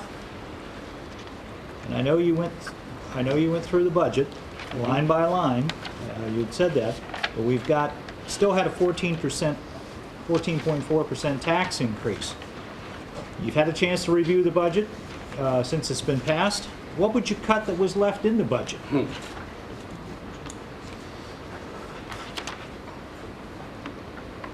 If there are things that I would cut now, I would have cut them before. I mean, there was no magic number we were striving for, so if I felt personally that other items could have been cut, then I would have cut them then. You know, here again, we've talked a lot about what each other elected official feels they need to run their department. And they're very passionate about the things that they need in order to provide the service for you. So those are discussions that we continue to have, and we'll have at budget time again, and we'll go through everything again. But I guess just to direct answer to your question, if I were to cut them now, I would have cut them back then. So. All right, fair enough. Ms. Lynch? I looked at the budget and I looked at all the audits. And it's very easy for us to stand on the outside and go, you should. It's a lot harder to do it and say to Dick Hope, you can't have what you want. I would go with the department heads and look at it again. However, that budget is gone. It's flown. So the best thing is to look at our future and go forward from there. I think, again, we have to look at payroll. We have to look at a freezing on hiring we have to look at, except for security personnel or something that endangers our safety as a community. Other than that, I would be remiss to pretend that I know that we can use $500 less paper or anything like that. I would look at all the contracts that we have, all of the vendors that we have, and make sure that they were offering us the best deal possible. But really, it's easier for us to look out on the outside and say, Chris and Francis, you know, you should have. But moving forward, you have to just have some leaders that are gonna do the decision making for the community that's in their best interest. Thank you. Okay, thank you. Mr. Copeland? All right, yeah, basically it goes back to, Chris, I want to thank you for going line by line, and I know that did save a few on the millings. But my opinion, the line by line might have been started a little late. I think that, you know, this should be done, you know, the year before, you know, we're going to try to raise taxes. And it starts with, and I know it's going to be difficult because, you know, we got each elected official that's operating and they feel efficiently where they're at. But for them to come up with, say, even 2%, you know, savings, it might be difficult. But I mean, there's like the vehicles. I mean, we've got, I know, and I thank you guys for not issuing any new vehicles, but you know, we've got vehicles, whether we're using them, not using them. You know, even like the commissioners have a vehicle that's old and everybody's afraid to drive it. Do we need that? Do we have cell phones? You know, I mean, you know, we're paying, you know, close to $100,000 in cell phones. You know, where do we draw the line? And I'm kind of the newbie here, without, you know, really knowing where all we can get involved. I guess, you know, once I find out where I'm at come May 21st, that's where I would probably start to investigate a little bit more on maybe what those kind of avenues would be. But that's it. Thank you. Okay, thank you. Mr. Henry? And I appreciate Chris going through line by line, and it was a difficult budget. There's a couple things that I've noticed just from talking to rural officials, and I've actually discussed some of this with some of the auditors, and I think that it's great we have auditors in Crawford County. They do a great job. They audit. That's what we need. And I got to tell you, there's still some places where I think we could probably save money and do a better job with spending. And those places are out there. They just need to be found. And not to say Chris didn't do a good job, but I think there are other places. But in addition, I've noticed through some of these meetings, we have a lot of people in their early 60s who'd like to retire from Crawford County, but they can't get to the health insurance part. They all need health insurance, which is the age-old problem of a lot of Americans that age. And I think that decreasing our workforce a little bit by attrition or starting people at a lower wage after you give them a buyout might be a viable option. The hospital worked at it a little bit, and it seemed to work for them. And I think it would be something to at least look at in the county. I haven't run those numbers yet, but definitely look at. And the other thing I found interesting is like Chris or Rick had mentioned the cars. We have a lot of cars. We have 70-some cars in the exchange. And I also found out that a lot of the different departments do maintenance at different areas. There's a list that we can go to. Francis helped me out with that the other day, and we talked about that. But we actually have enough cars that it might be more viable to do our own maintenance. And the reason I say that is because I have about 20 vehicles of my own, and we're about 2 or 3 vehicles away from justifying our own maintenance garage, our own maintenance staff, and it would have worked out good for you. Thank you. Okay, thank you. I did not, I was not in on the budget making or how they figured it out through that. I do understand the operating parts of it. I do know that we send vehicles to Titusville and all over the county, one person to deal with one person. I do know that that takes time and gas, which all costs money. So if we gotta look at each place that's how it's kind of bleeding out sometimes. And I know it's hard to think that not everybody's dedicated, but I think there's a little bit of trust that just really doesn't go all the way around.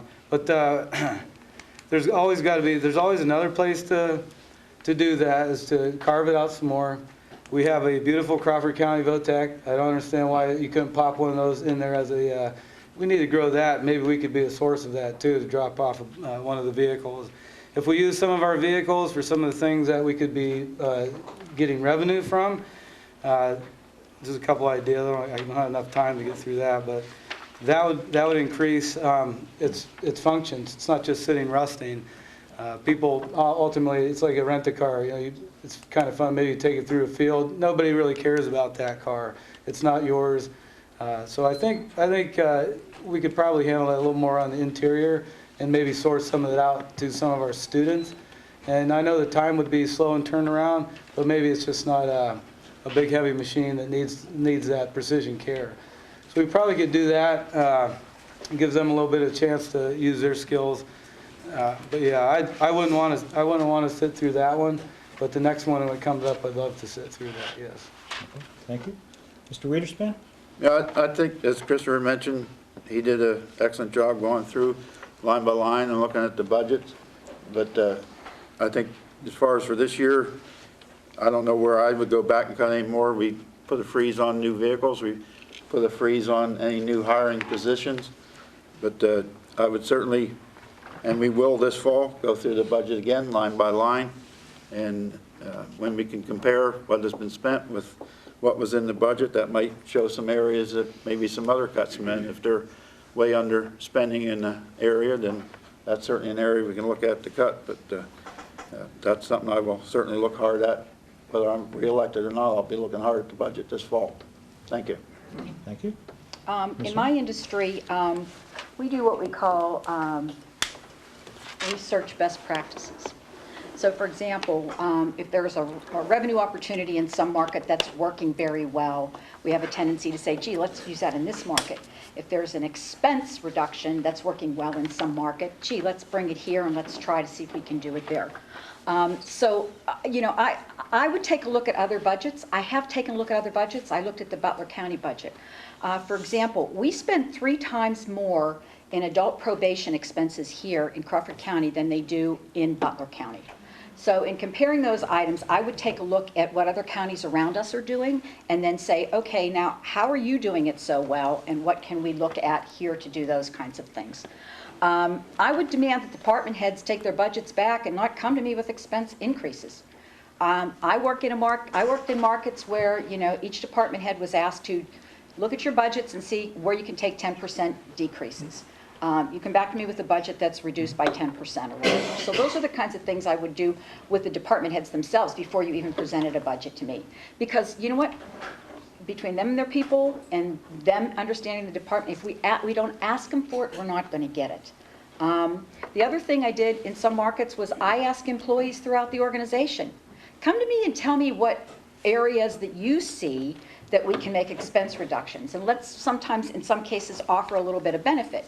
So somebody comes to me, and if I can put this expense savings into place, and it's $10,000, for example, across the board over a year's period of time, I might pay you 5% or 10% if that actually works out to advantage.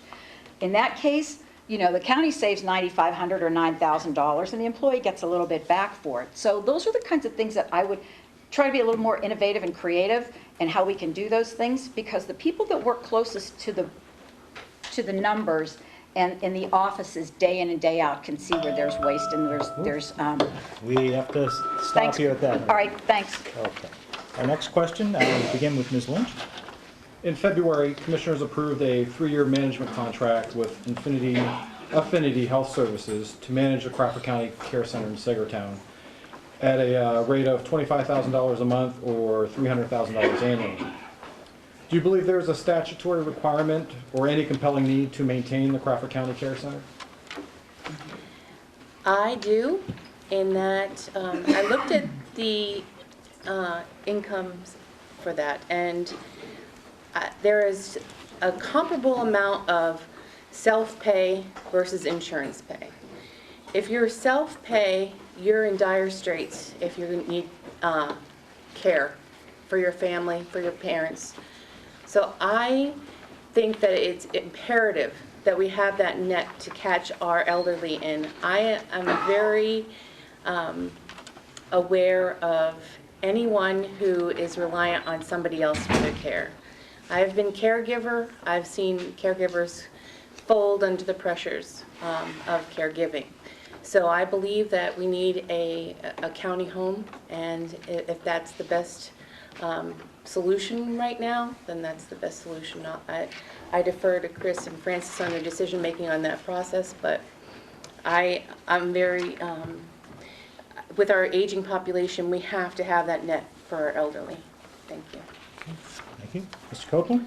Yeah, I didn't necessarily agree with the second party program that they put in effect there. I see why they did it. The other leadership might not have been getting the job done, and what have you.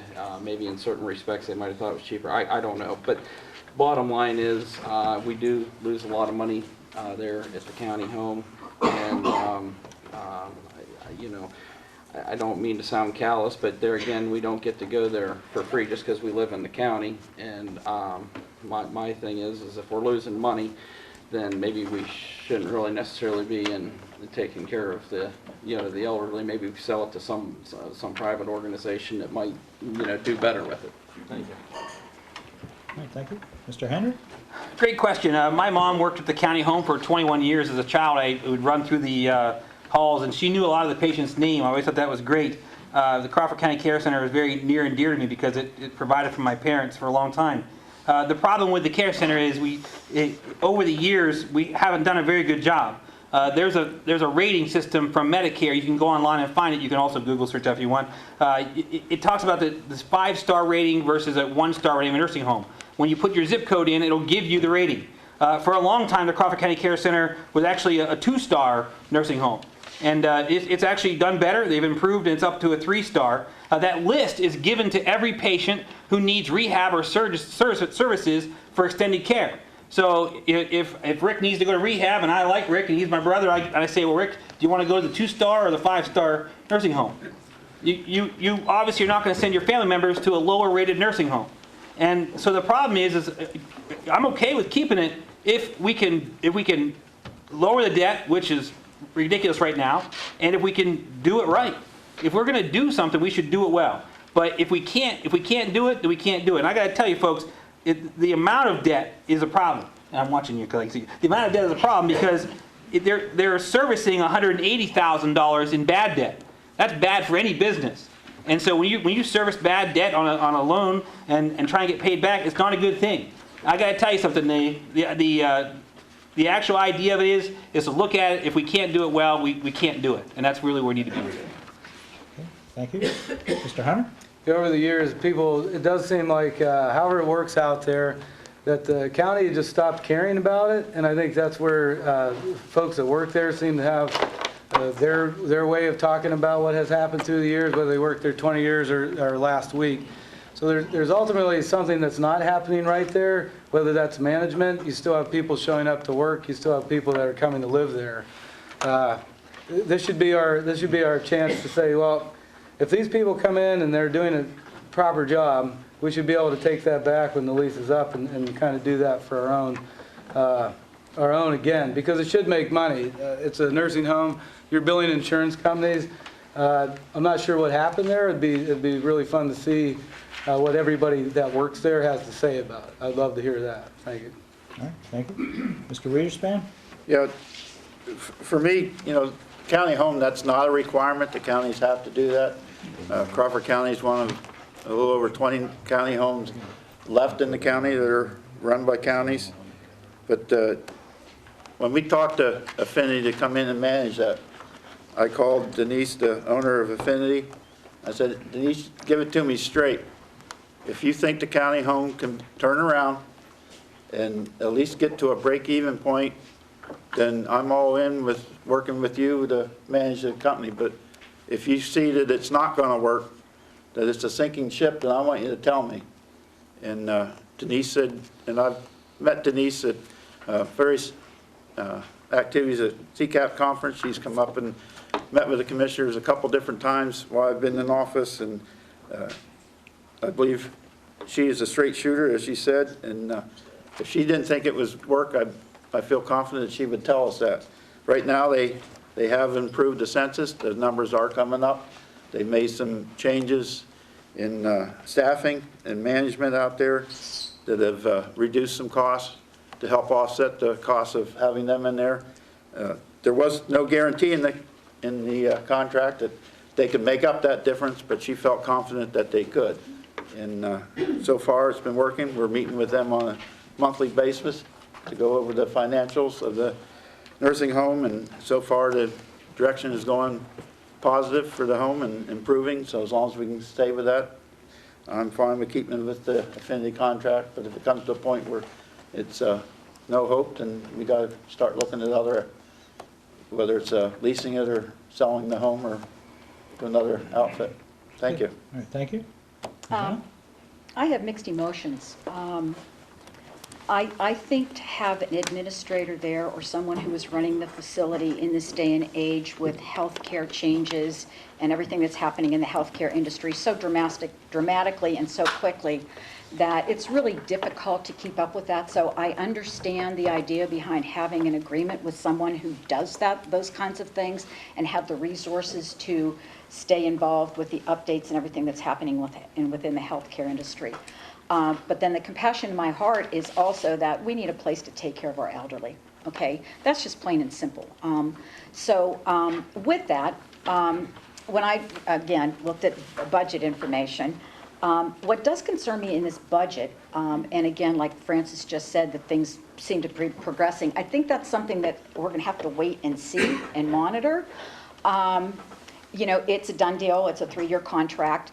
But there are some concerns in terms of the revenue budget that concern me. There are five line items in the revenue budget for projections, which is private party pay, Medicaid, Medicare A, B, Security Blue, and veterans expenses.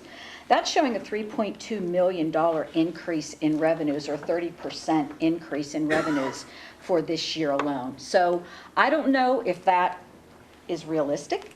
But those are the kinds of things that I think we're going to have to watch for going forward. Again, these numbers came straight from the county budget that's on the website.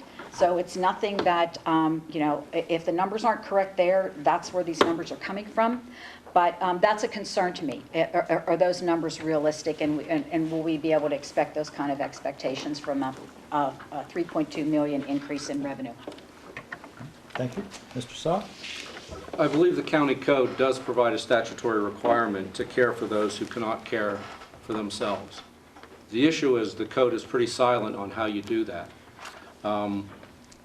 You know, as Francis mentioned, I think we're actually one of 2 counties in the Commonwealth that continues to own their own facility but doesn't provide money from the general fund. That's an enterprise fund, so everything they make, everything they spend is self-contained, if you will, within that care center. But I have to tell you, when a prior administrator left, that administrator said that the care center would be out of money within 2 years and we'd close down. And this group of commissioners has done everything in our power to keep that from happening. Eric mentioned the CMS 5-star rating. We were actually 1s across the board. And now we're 2s, 3s, 4s, and we just received a 5 in quality measures. So that you know, our utmost and ultimate responsibility is making sure that the residents there have the best care possible. The agreement with Affinity, you know, they've got a proven track record of doing this in other facilities, and you know, they expect to decrease our expenses, increase our census, handle the bad debt write-off, keeping more up to date with those state and federal guidelines. The financial turnaround, if you will, is expected to more than offset the cost of that contract. And as Francis mentioned, they're forthright with us. If after a certain period of time they see that our model is not working, then we'll have to do something else. Census, when they took over, was under 120. It's now over 130. The things that they are doing are working. And if you speak to staff out there, they're thrilled with the direction that home is going. Thank you. Got time for one more question, and Rick has it, and we'll start with Mr. Copeland. Okay, we'll wrap up with perhaps an easy one. What do you believe is the #1 role for a county commissioner, and why? Well, I guess since we're talking, most of our talk's been about money, I guess it would be about the money. The way I feel about it, county commissioner is responsible to make sure that there, again, the money is spent in good stewardship. and I don't want to take away from all the elected officials that have each of their departments. But at the end of the day, who's getting in trouble would be the commissioners over it. So I think that it would be our due diligence to make sure that we're getting around, talking to our elected officials, making whatever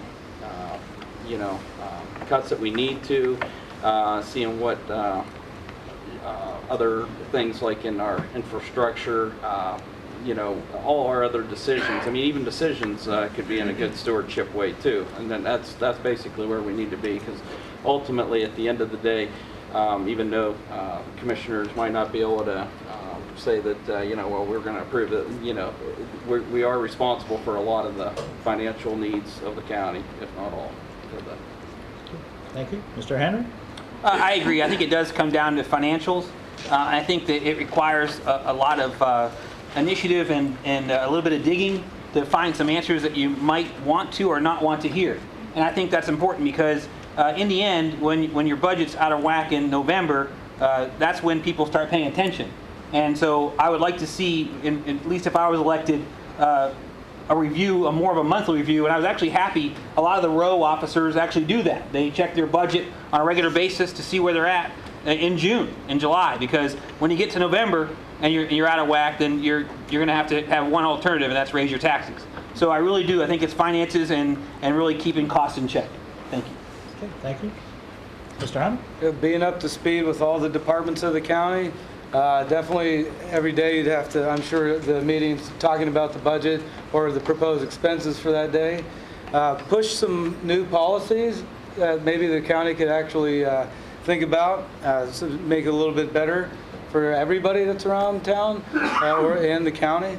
And then I do really feel that they could do a little bit more, and it would be the after hours time. And we have to attach ourselves better physically to a place like Titusville, with the being Connie Lake, the smaller places. I appreciate fundraiser events, but it has to go beyond that. How do I wash your dishes at the fundraising event? I think that's really what a commissioner should do. I believe the pay is beautiful. It's something I'd never, ever imagined in my life. So I would say that we could do a little bit more. That's what my commissioner role would be. But yeah, budget, the ugly stuff. We could definitely hold some home rule. We could talk about some of the things that a lot of us experience. And then we could go forth and set some new policy and make it a little bit better, because we need that help. Thank you. Mr. Reederspan? Well, certainly number one role of county commissioners is the responsibility of the finances for the county and the cost of running county government, including the courts and care center, the jail, and fairgrounds, park, wherever, public safety, and so on. I mean, if you listened to or went to any of our weekly meetings, the majority of what we do is approving or not any expenses. And that's the number one role for the commissioners, the finances of the county. The budget process starts in August. The finance department puts together the budgets of the expenses up to that time, gets them out to each of the department heads and elected officials, and they start to prepare their budget for the coming year, and we begin the meetings shortly thereafter with working on their budgets to keep the costs as low as possible. So finance is definitely number one. Thank you. All right, thank you. Ms. Young? I think I would have to say full transparency in government. Through financial statements, through whatever. I think that we need to do a better job with communicating, like Dan said, to outer areas. I would take commissioner meetings to quadrants of the county. I would do them later in the afternoon or right after dinner, right after 5 o'clock.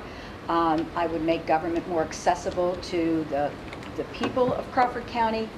I would also, as part of my role as a commissioner, is I would submit to you in every budget or in every commissioner meeting what I did with my time. Okay? If we want to talk about part-time or a full-time position and what we're getting paid, I think that all of us commissioners should say, here's what I did in the last 2 weeks, or here's what I did in the last month with my time. You know, these guys, I mean, they go to meetings in the evening, you know, as publisher of the newspaper. I was not a publisher for 8 hours a day. I was a publisher for 24 hours a day. So, you know, I went to the grocery store and somebody would pull me over and have a discussion. I'm sure it's the same with the commissioners. But, you know, but what are they doing? What are they doing with their time? You know, we can say it's a part-time job and we can sit here and say that we work full-time for you, but I would account for my time to you with those kinds of things. And as far as transparent, I'm an old newspaper publisher. I would pull these guys in and I would meet with them regularly and give them the background information and the details and what's going on with things that are happening in county government. Thank you. Mr. Saw? You know, I would say that if you haven't already noticed, county government is a very convoluted thing. And I honestly think that our job as commissioners are to you know, maintain that balance between the elected officials and the staff and you folks, and understanding, of course, the funds that are available to us to provide the services that we all demand. Plus, our job is to empower those other elected officials and our department heads to effectively run their offices for the betterment of the citizens. So, again, you know, especially, I can only speak to this group of commissioners, but our doors have always been open. Our phones are always there. You know, several people in this audience and on this panel this evening have exercised their right to come in and talk with us and ask us questions. I can't get Keith out of my office, always asking things. So you have the most access to your locally elected officials than any other branch of government, in my opinion. We've never shied away from answering questions or showing you what we do. So again, you know, I think it's important. We are always available to you, so don't hesitate to take advantage of that opportunity if you have a question on your mind. Come and see us, call us, email us, stop in. Okay, thank you. Ms. Lynch? I think that the role of the commissioner can best be put as all of the above, and with the word leadership at the top with a capital L. I've seen organizations fail because of leadership and lack of leadership, and I've seen great growth and prosperity come to organizations that have great leaders at the helm. And that starts at onboarding with staff, and it continues on with curating your resources and being an effective manager of time and your staff. And it, of course, encompasses the finances as well. But we have some fantastic staff members and elected officials that help us make decisions on finances. The end result is you have to say yay or no and nay, and that is a leadership decision, not just a financial decision. So I'm all about leadership and looking at the community and allowing for all of the needs to be met in the best possible way. And I would also appreciate the opportunity to increase grant writing in the community so that we have services paid for our individuals that don't necessarily have to come from a line item, but instead come from a grant. Thank you. Okay, thank you. Well, we're done with the questioning, but we're not quite done, so we're going to give each of the candidates a closing statement up to 2 minutes. We're going to go in reverse order. Ms. Yount, we'll start with you. Thank you to the Meadville Tribune, Keith, Rick, appreciate it. Sharon, I think she's gone. Thank you to Armstrong and Cool 101. Thank you to all of you for being here again tonight. I have signs in my car. You can find me at jeannieyunt54@gmail.com. My telephone number is 814-795-4277. And if you would like to join my campaign, I would greatly appreciate any help and support. But I also hope that if you have any questions, that you reach out to me or stop me or give me a call. I'm willing to meet with anybody and have any kind of discussion. So with that, I'm asking for your vote on May the 21st. And if I should make it through the primaries, I'm asking for your vote again in November. Thank you. Thank you. Mr. Wiederspan? I'd like to thank everyone for coming out tonight. I appreciate you taking the time to take interest in your local county government. I especially want to thank the Tribune and Armstrong and Cool 101.7 for airing this and publishing it and putting it together so that those that couldn't be here tonight can also participate and hear what we all had to say. It's certainly been an honor and a privilege to serve these past 7+ years, and I would ask that you would consider on May 21st voting for me for County Commissioner. I'm number 1 on the Republican ballot, and you don't have to remember how to spell it or pronounce it, just look for the longest name. Thank you. Good. Dan Hunter, Democratic candidate for commissioner. I feel the past few years I've evolved from just a business owner with a bunch of happy people finally, and it's grown in hundreds of people. And then, you know, we all have a voice. Some of us are learning how to use it. Some people are not going to share it loudly, but they are coming around. And I think as we move forward, people that are talking now with the swiftness of social media, we will know more about what we were surprised about this past year. It was a lot of surprises and a lot out of nowhere. So considering how social media works, we're just going to talk about stuff that maybe some people don't want to talk about. We're already doing that now. May 21st, pretty important day. It's the primary. It's like you're guaranteed 1 Democrat, 1 Republican. Maybe not this year. Thank you for coming here tonight. Okay, thank you very much. Mr. Henry? I really appreciate everyone that came here. We've held meet and greets across the county. The first one was in Bloomfield in January, which is, as Brad Roy would say, kind of lonely there at times. But it was we had a great turnout. I've met a lot of people. The only thing I'll tell you folks is you know, to make an ambulance service come out of bankruptcy to where it's at today, it took some tough decisions. Some decisions that not everybody liked, not always accepted. But that's what I had to do, and I think that I will promise you that if elected, I would do the same thing for you folks too.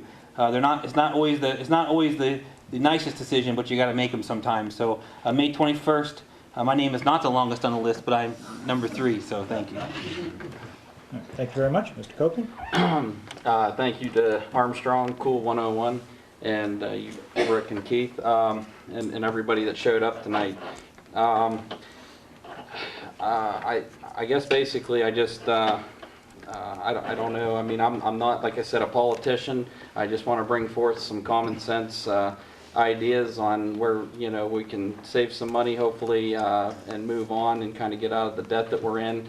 Like I said, I've been in business for almost 30 years now and run a small farm, and you know, like we mentioned about all these things, if the money's not there, you know, you're not buying new stuff. You're working with the old stuff, or, you know, at least stuff that's efficient. And that's kind of along the lines of what I'm thinking. I am number 2 on the ballot, but hopefully number 1 in your hearts. So kind of think about that and maybe give me a hand, Rick. Thank you. All right, thank you. Ms. Lynch? Hi, I'm Paula Jo Lynch, and I come from a long line of caregiving. I'm looking to expand it to the county, be county-wide caregiver. I see that there was little to no, when we take our petitions around, I was surprised at how many people were not registered to vote or said, I'm not going to get involved in that. My decision to run was based upon getting myself to have a voice in local government. I have a small footprint with Crawford Central and the French Creek Council of Governments and the IU board. However, I'm concerned about how people are feeling disconnected from the political process. I believe in term limits, and I believe that they should be, if it's good enough for our president to have 2 terms, then everybody else should be having 2 terms. And organizations that maintain the same leadership over time, if they don't grow, they become sick and twisted in the trying to maintain power over trying to create something new. And I think you have a whole bunch of people up here at the front of the room that will create something new, even if it's in a different formation. And I ask for your vote. Thank you very much.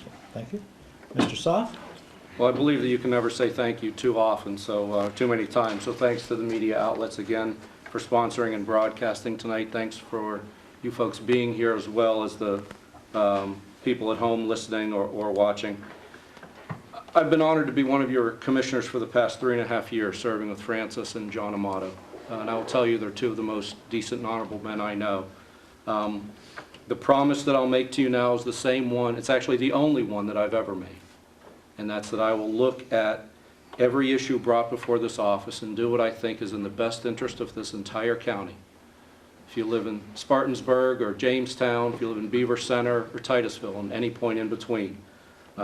You've put your faith and trust in me, and I hope I've earned your respect, realizing that some of the decisions we make are not popular, and we understand that. But I'm respectfully asking for your support again and helping us continue to make Crawford County everything that we want it to be. So thank you. Well, thank you very much. Thank you to all the candidates for coming out tonight. Thank you very much for being here in the audience as well as the audience at home. Now, tonight's forum will be shown on Armstrong Cable Channel 23 and 100 on Friday, April the 26th at 2:30 in the afternoon, Saturday, April 27th at 2 o'clock in the afternoon. And in case you missed those two times, it's going to be on Sunday, April 28th at 12:30 p.m. That's the first of multiple repeats of tonight's forum. It's also going to be available on Armstrong's On Demand service. We're also working a link through our website at the Tribune to hook up with them. We do want to remind you to get out and vote on May 21st for the candidate of your choice. We thank you again to the candidates for appearing with us this evening, and thank you all for joining us. On behalf of Rick Green and the Meadville Tribune, I'm Keith Gushard. Have a good evening. Thank you. Sounds like a radio.